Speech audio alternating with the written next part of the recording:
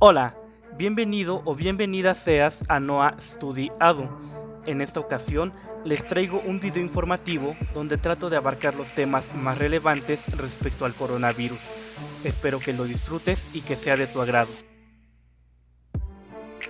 El 20 de marzo del año 2020, México cerró las puertas de sus escuelas y otras instituciones al tiempo que decretó a la ciudadanía mantenerse en sus casas con la esperanza de minimizar los contagios por COVID-19, una enfermedad provocada por la cepa del SARS-CoV-2 perteneciente a la familia de los coronavirus, aparentemente surgida en China, la cual para ese momento estaba provocando conmoción en Asia y Europa por la alta cifra de contagios y muertos. Al igual que muchos países alrededor del mundo, México entró en una etapa de cuarentena como reacción a la pandemia COVID-19. Hoy, a poco más de un año iniciada esta etapa de cuarentena, la situación no parece haber mejorado. La información y desinformación aumentan cada día, lo que también genera confusión. El propósito de este video es informar de manera objetiva lo que se sabe y no se sabe acerca de este virus, lo que ha provocado en México, así como las consecuencias que esto ha ocasionado. Sin más introducción, comencemos. Empecemos definiendo el término pandemia, pues esta palabra nos ha acompañado durante aproximadamente un año y es fundamental conocer su significado. La OMS define como pandemia cuando el brote de una enfermedad cubre un área muy amplia, trasciende fronteras internacionales y afecta a un gran número de personas. Tal es el caso del presente coronavirus, que ha afectado a los 5 continentes y sus naciones. Es importante no confundir los términos pandemia, epidemia y endemia, pues cada palabra tiene su definición y grado de impacto, siendo la endemia el término que se le da a una enfermedad que solo afecte a determinada población pequeña, mientras que la epidemia es el brote de una enfermedad de rápida propagación que aún no se ha extendido demasiado. Se sospecha que la COVID-19 tuvo origen en la provincia de Wuhan, China, país que alertó sobre un repentino brote de neumonía atípica que en poco tiempo había cobrado la vida de múltiples personas.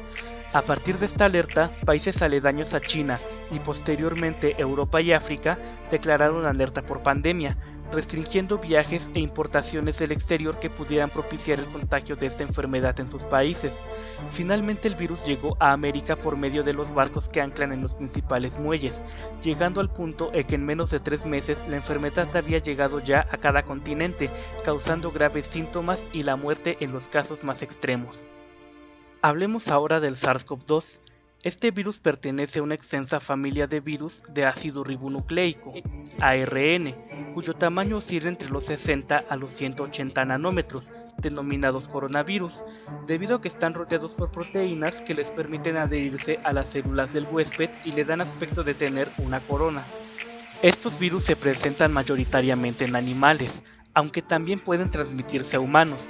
Cuando esto ocurre, pueden provocar infecciones respiratorias leves, como lo es el resfriado común, hasta complicaciones más severas. De esta familia de coronavirus, el SARS-CoV-2 es el tipo más reciente y desconocido, pues se descubrió a partir de un brote en la región de Wuhan, China, en 2019. Este provoca la enfermedad COVID-19. Su patogenicidad es elevada, lo que significa que infecta rápidamente a su huésped. Aunque no se sabe el origen de este SARS-CoV-2, se sospecha que pudo haberse originado por el salto del virus de un murciélago a una persona, situación que pudo haberse dado en el mercado mojado de Wuhan. Debido a la naturaleza de este, es propicio al intercambio de virus entre distintas especies, así como las mutaciones que le permiten el salto al patógeno.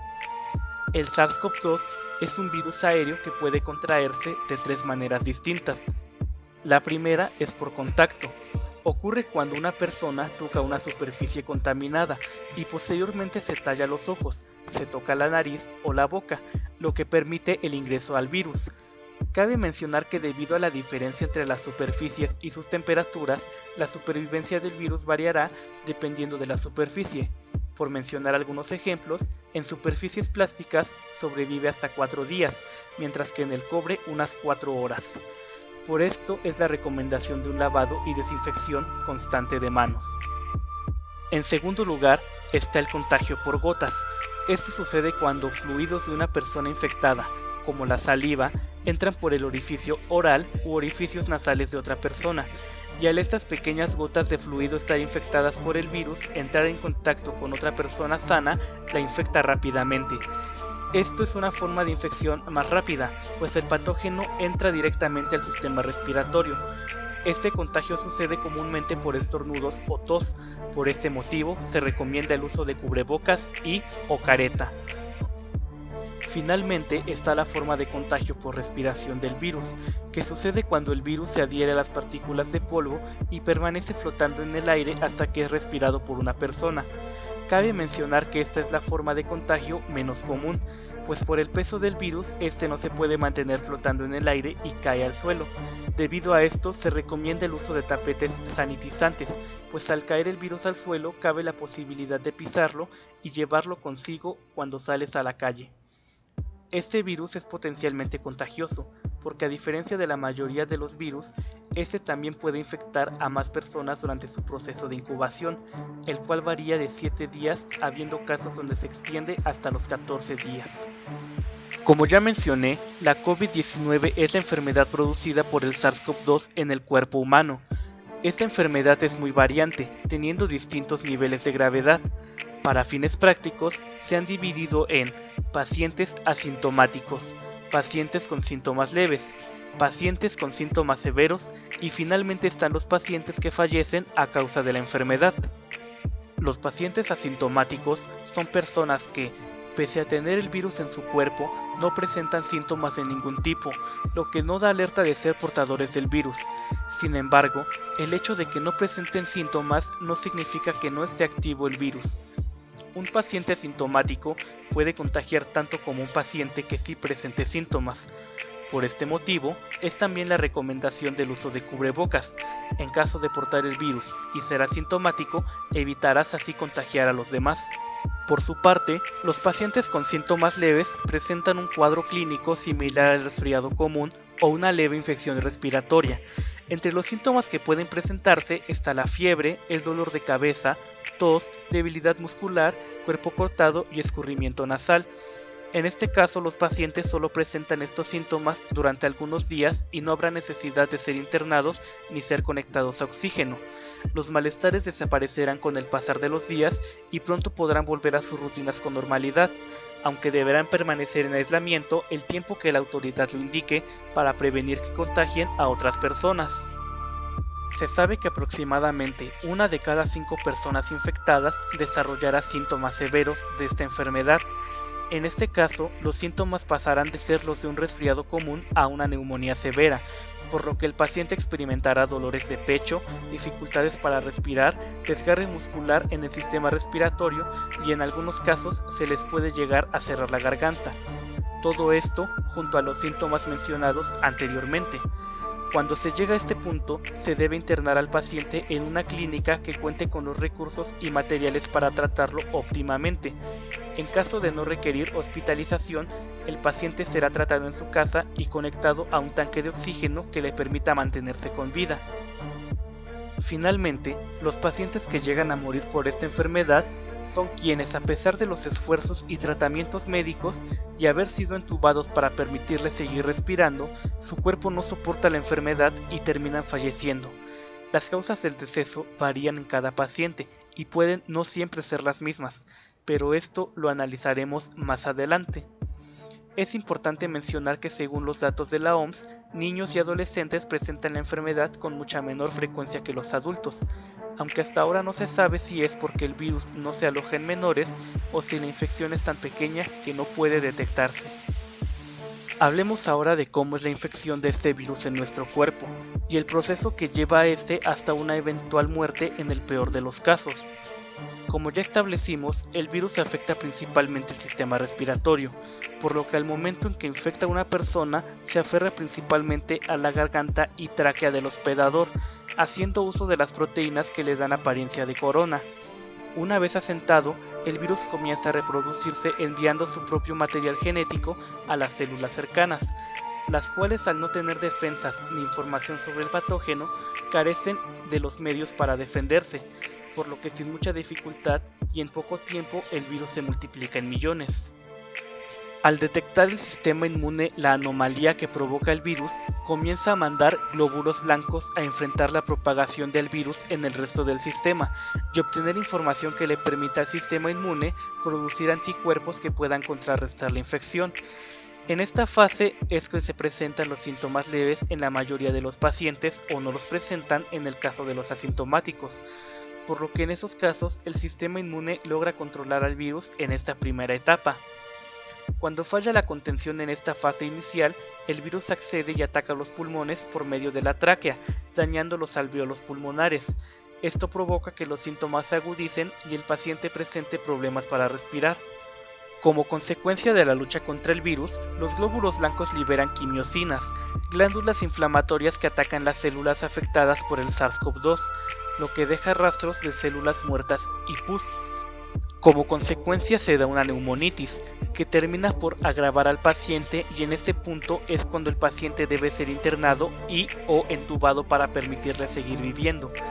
Es en este punto donde ocurren los decesos, aunque estos pueden variar en sus causas.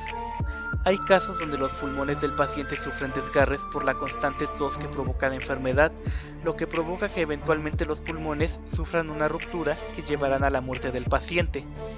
Otro caso es muerte por infección bacteriana, pues el rastro de células muertas, junto con la humedad del interior del cuerpo, permite la formación de bacterias que al ingresar a los pulmones producen una neumonitis bacteriana que provoca una grave inflamación pulmonar que de no tratarse correctamente desencadenará en la muerte del paciente. En México se presentaron casos donde pacientes que aparentemente no presentaban signos de enfermedad COVID-19 fallecieron y fueron registrados como muertos COVID. A raíz de esto se corrían rumores de que el sistema de salud catalogaba a todos los muertos como COVID, e incluso había quienes decían que los médicos se encargaban de matar a los pacientes dentro de los hospitales. La realidad es muy distinta, y ahora te explico por qué se pueden dar estos casos. Cuando una persona sufre de una enfermedad distinta al COVID-19 o su sistema inmune está debilitado por malos hábitos alimenticios o consumo de productos nocivos para la salud y es infectado por el SARS-CoV-2, el sistema inmune debe librar dos frentes de batalla distintos. Uno de ellos contra la enfermedad completamente desconocida, que es la COVID-19, por lo que centra su atención en esta última, llegando a descuidar la enfermedad que padecía previamente, la cual se agudiza y desencadena en el deceso de la persona. Así, una persona puede haber muerto sin haber presentado síntomas COVID, pero aún así llevar el virus en su cuerpo, por lo que este debe ser catalogado como muerto COVID y evitar la propagación del virus. Así que no, los hospitales no están matando pacientes ni robando líquidos de rodillas. Otro factor que ha propiciado la desinformación acerca de la enfermedad es la enorme cantidad de rumores que se corren acerca de los tratamientos que pueden servir en caso de contraer la enfermedad, pues muchas personas, sobre todo en nuestro país, creen ciegamente en lo que les dice la prima del amigo de la vecina, y que tomar 2 vasos de jugo de nopal les servirá para curar la enfermedad. Si bien hay jugos que sirven al cuerpo por su alto contenido vitamínico, la mayoría de estos son preventorios y no van a curarte de COVID-19. Actualmente no existen medicamentos que hayan demostrado ser efectivos contra esta enfermedad. Mucha gente toma antibióticos, pero estos no sirven de nada, pues el patógeno es un virus al que los antibióticos no afectan, y se sabe que tampoco funcionan contra los antivirales. Ante los primeros síntomas y malestares, como el dolor de cabeza, muchos optan por tomar una aspirina, que si bien inhibe los síntomas no cura en nada la enfermedad, y esto a futuro resultará contraproducente, pues la persona no sentirá los síntomas empeorar y se perderá tiempo que puede ser vital en su tratamiento. Se recomienda que en caso de contraer la COVID-19 se guarde reposo en cama, mantenerse constantemente hidratado y llevar una dieta equilibrada que puede evitar que los síntomas se aseveren. En caso de que la enfermedad se agrave, se recomienda asistir a un hospital COVID, donde los médicos determinarán cuál es el mejor tratamiento a seguir. Sobre todo, se recomienda no automedicarse y asistir con los especialistas de la salud. Recientemente se han comenzado a distribuir vacunas procedentes de distintos países y laboratorios. En México ya ha iniciado el proceso de vacunación y las pruebas de estas vacunas han demostrado ser altamente efectivas, por lo que no hay que desconfiar ni sembrar el pánico en lo que a las vacunas se refiere. Por cierto, comenta si quieres que haga un video explicando cómo funcionan estas vacunas y por qué no son un invento del gobierno para vigilar a la población. En caso de presentar alguno de los síntomas que ya he mencionado, debes asistir a algún centro de salud, solicitar que te hagan la prueba de detección de coronavirus y obedecer las indicaciones médicas. Actualmente hay varias maneras de detectar el coronavirus cuando una persona está infectada, como lo es el caso del oxímetro, aunque solamente existe una prueba de laboratorio que permite saber si has tenido previamente el virus. Para finalizar este video, me gustaría hablar sobre cómo se ha llevado esta emergencia sanitaria en México. Las primeras acciones que tomó el país fueron cerrar sus puertos internacionales, así como restringir viajes al extranjero.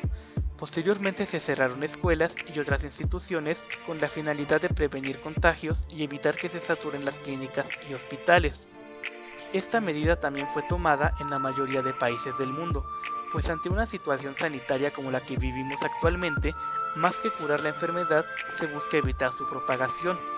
El proceso de cuarentena al que actualmente sigue sometido nuestro país tiene la finalidad de evitar la mayor cantidad de contagios posibles con el fin de no saturar a los hospitales y tener disponibilidad de camas para quienes lleguen a necesitar atención médica especializada, y así reducir también el número de muertos. Aunque la vacuna ya ha llegado a México, se especula que el país está a la mitad de este proceso de cuarentena, por lo que es importante evitar salir a la calle lo más que nos sea posible, seguir utilizando cubrebocas y mantener el distanciamiento social, además de un lavado constante de manos para evitar enfermarnos o contagiar a otros. En el país se utiliza el sistema de semáforo epidemiológico para monitorear el riesgo de infección de cada localidad. Este se divide en 4 fases, siendo el semáforo rojo alerta máxima, se debe evitar salir a la calle. El semáforo naranja permite algunas actividades con muchas restricciones, aforo mínimo en instituciones y lugares públicos y el deber quedarte en casa lo más que te sea posible. El semáforo amarillo permite un mayor aforo y concurrencia de personas, y finalmente el semáforo verde permite realizar actividades con normalidad, así como la reapertura de las escuelas. A fecha de grabado este video, la Ciudad de México permanece en semáforo naranja, por lo que debes quedarte en casa y no bajar la guardia ante las medidas de protección. Y así llegamos al final de este video. Gracias por llegar hasta aquí y espero que te haya gustado y sobre todo te haya informado sobre la emergencia que vivimos actualmente. Recuerda buscar más información por tu cuenta para tener otros puntos de vista sobre el tema. Si tienes alguna duda que no se te resolvió durante este video, por favor deja un comentario con tu pregunta y trataré de responderla en un próximo video. Si tienes otra propuesta para futuros temas, por favor déjala en los comentarios para que sea tomada en cuenta para las siguientes investigaciones. Y ya me voy porque se me acaba la hora del ciber. Hasta la próxima.